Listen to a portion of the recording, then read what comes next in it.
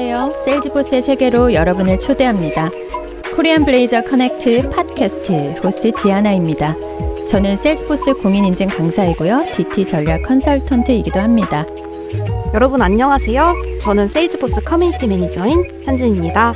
코리안 블레이저 커넥트 팟캐스트의 첫 번째 에피소드에 찾아오신 여러분 모두 환영합니다.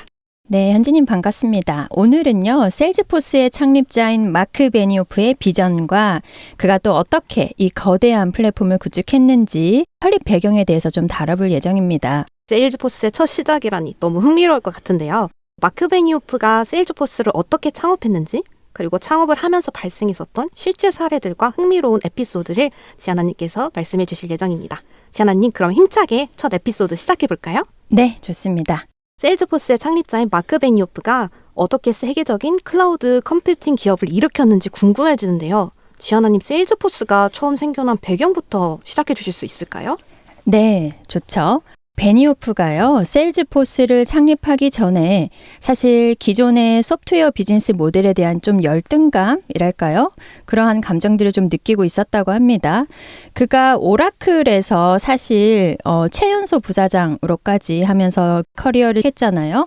그 경험을 바탕으로 혁신적인 아이디어를 좀 모색하기 시작했던 것 같아요. 클라우드 컴퓨팅을 통해서 소프트웨어를 서버에 설치하는 대신에 인터넷을 통해서 서비스로 제공하는 개념을 도입한 것이 그 시발점이 되었다고 할 수 있겠죠. 이러한 아이디어는 세일즈포스의 기반을 마련하게 되었습니다. 그런데 그 아이디어는 그 당시 IT 환경에서 상당히 파격적으로 다가왔을 것 같은데요. 네.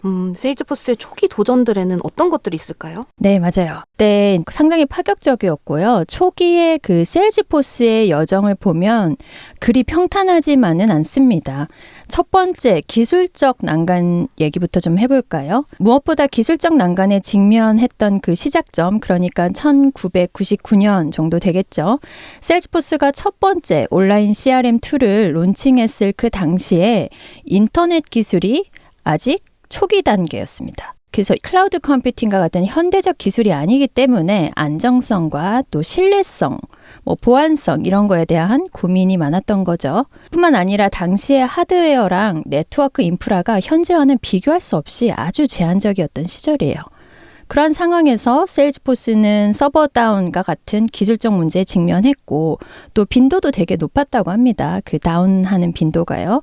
이러한 문제가 특히 당시의 서버 기술이 비교적 불안정하고 네트워크 연결이 불안정했기 때문에 발생했던 걸로 보는데 그뿐만 아니라 온라인으로 소프트웨어를 이용하는 개념 자체가 아주 새롭고 또 신뢰하기에는 시간이 많이 필요했기 때문에 초기에 세일즈포스 여정은 쉽지 않고 좀 힘들었다. 이렇게 볼 수 있겠죠. 그래서 그 시간 동안 고된 그 개선의 노력들이 아주 많았고요. 세일즈포스가 기술적으로 성숙해지고 또 안정성을 확보하기 위해서 열심히 노력했다라는 것을 그 뒤의 행로를 보면 우리가 알 수가 있어요. 이러한 도전은 세일즈포스의 성장과 발전에 있어서도 아주 중요한 학습 과정이 된다고 볼 수 있겠고요.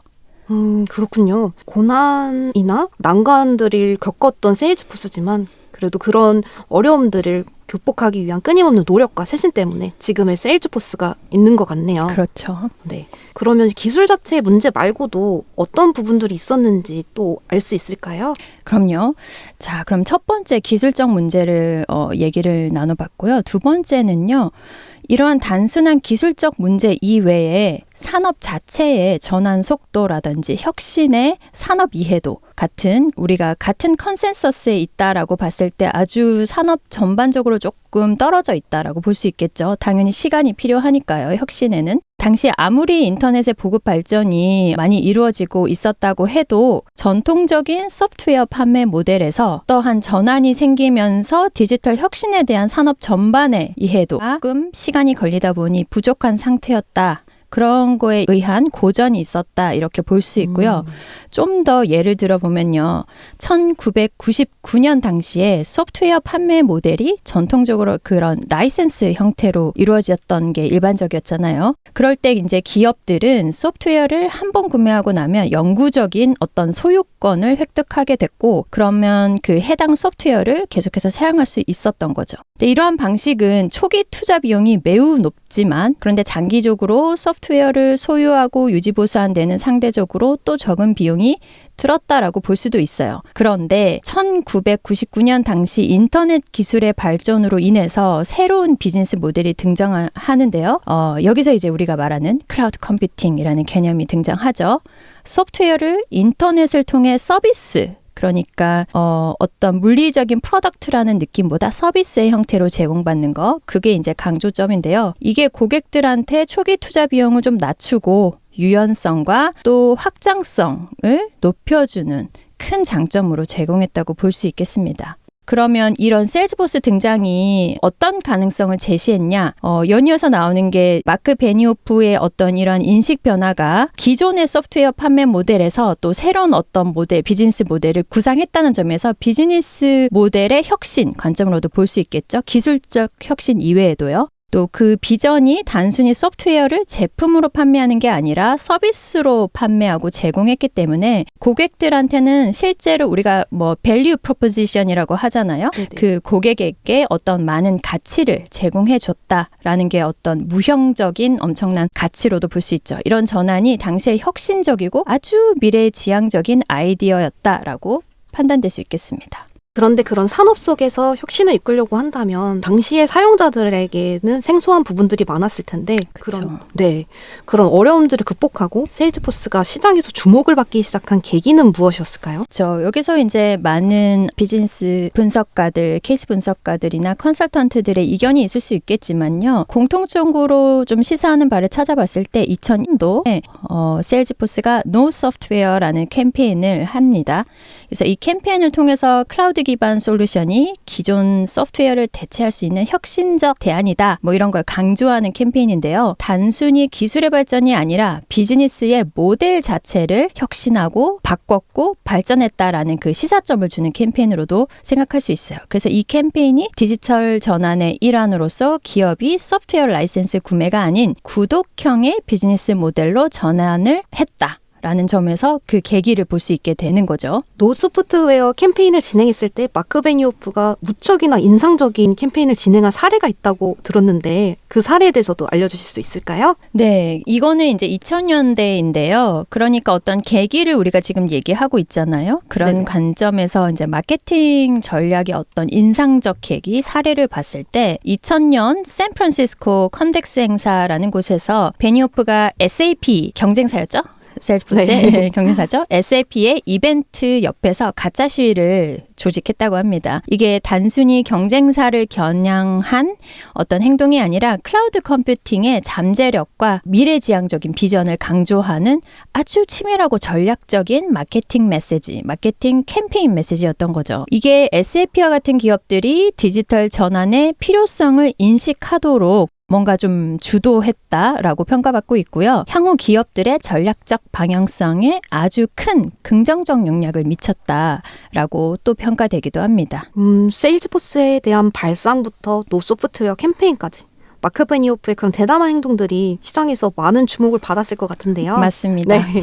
그러면 마크 베니오프가 시작한 세일즈포스의 사회적 책임 활동에 대해서도 이야기해 주시겠어요? 그럼요. 우리가 그 경쟁사의 큰 중요 이벤트 옆에서 약간 악동처럼 좀 짓궂은 그런 캠페인을 한 베니오프와 세일즈포스 얘기를 했으니까요. 이제 좀 사회적 책임을 다하는 아주 좀 성숙하고 좋은 그런 모습도 정말 많으니까요. 세일즈포스라는 기업이. 그거를 좀 살펴볼게요. 베니오프가 2000년대 초반부터 그러니까 아주 오래전이죠. 그때부터 사회적 책임을 굉장히 강조했던 CEO이기도 합니다. 그래서 기업의 역할을 정의할 때 항상 사회적 책임을 다하고 사회 환원 가치가 얼마나 중요한지 그런 기업 정의에 항상 포함을 시켰던 CEO인데요. 111 모델이라는 게 있는데 이게 사회적 책임을 구체화하다라는 그런 좋은 평가를 받는 모델이에요. 이게 이제 기업의 이익뿐만 아니라 사회적 가치 창출에도 주력해야 한다는 메시지 전달인데요. 뭐 전체 이윤의 1%, 그 다음에 프로덕트의 1%, 전체 직원이 드리는 에너지의 1%, 그러니까 그 1%를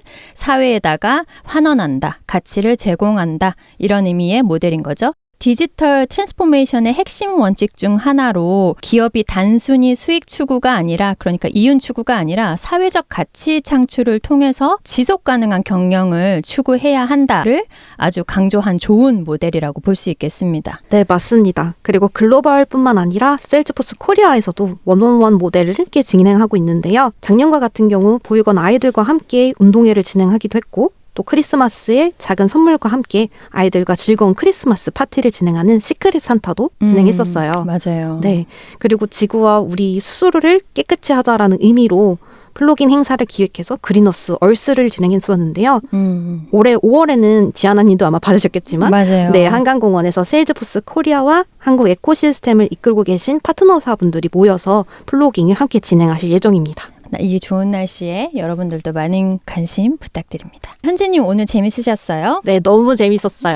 저도요. 재밌었어요. 오늘 우리가 이제 마크 베니오프와 셀즈포스의 창립 얘기를 살펴봤잖아요. 이 얘기는 단순히 기업이 어떻게 시작했는지 그것만 살펴보는 게 아니라 사실 저희들은 이런 혁신적 생각의 그 뒷 배경이 뭔지 어떠한 동력이 있었는지 또 그거를 여러 가지 평탄치 않은 그 도전 과제를 포기하지 않고 어떻게 끝까지 이루어내고 강력한 리더십도 존재했는지 결국엔 이런 것들이 도메스틱, 해당 미국뿐만 아니라 글로벌하게 어떤 변화를 이뤘는지 같이 살펴볼 수 있는 좋은 기회였던 것 같아요.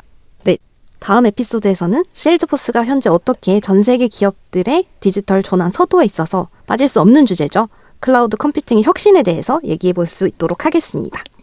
맞습니다. 전통적인 소프트웨어 모델에서 클라우드 컴퓨팅으로의 전환 그리고 셀즈포스의 이 분야 역할과 또 영향력 관점에서 같이 얘기 나눠보도록 하겠습니다. 팟캐스트를 들으시면서 궁금하신 부분이 있거나 다음 시즌에서 듣고 싶은 부분이 있으시다면 지금 설명란에 있는 설문 URL에서 여러분의 소중한 생각과 의견을 보내주세요. 다음 시즌에서도 더욱 풍부한 내용으로 찾아뵙겠습니다. 다음번에 만나뵐 때까지 모두 건강하고 행복하시기 바랍니다. 안녕. Blaze your trail. Blaze your trail.